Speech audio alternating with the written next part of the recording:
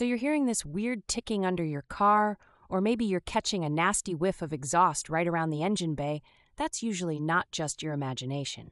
9 times out of 10, it's a catalytic converter gasket leak trying to say hello.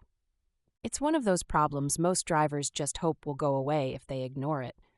But a leaking catalytic converter gasket can cost you up to 20% in fuel efficiency, and nobody wants to pay $50 more every month just to get nowhere faster. Here's the fun part. If left undiagnosed, that little hiss is pumping toxic fumes into your cabin, which is about as healthy as licking batteries for breakfast.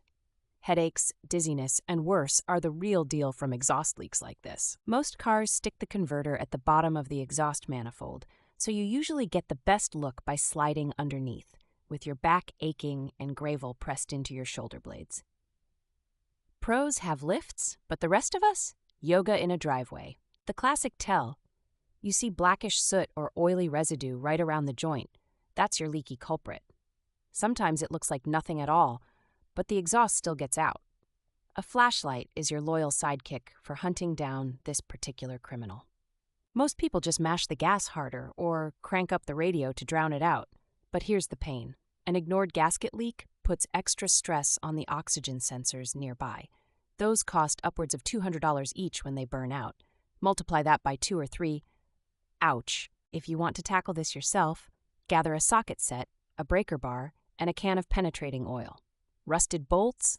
That's where you either become MacGyver or swear off DIY car repairs forever. Trust me, those bolts are not designed to forgive. Spray every bolt holding the cat in place with penetrating oil and give it time to work. 10 minutes now is an hour saved later. I learned the hard way in a freezing Portland drizzle. Rusted exhaust bolts are the worst personality test you'll ever meet. With the bolts finally moving, step 2 is to gently pry apart the converter and the pipe. The old gasket, if it didn't already turn to dust, is usually mashed flat and crusty. Take a picture with your phone so you remember the orientation. Future, you will thank you.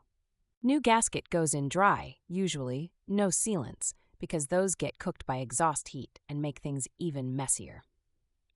Bolt everything back together in a crisscross pattern and torque them evenly. Otherwise, you're basically inviting the leak right back in. If you're feeling fancy, a $15 torque wrench ensures you get it right, which is cheap insurance against redoing the whole job. That's a pro tip, and it keeps the check engine light from trolling you next week. Never trust your arm alone. Trust the wrench. Once you're done, start the car, listen, and take a big sniff. No ticking, no weird fumes. You just saved yourself a $500 shop visit and a couple years off your lungs. That's impact. And honestly, it kind of feels like automotive therapy.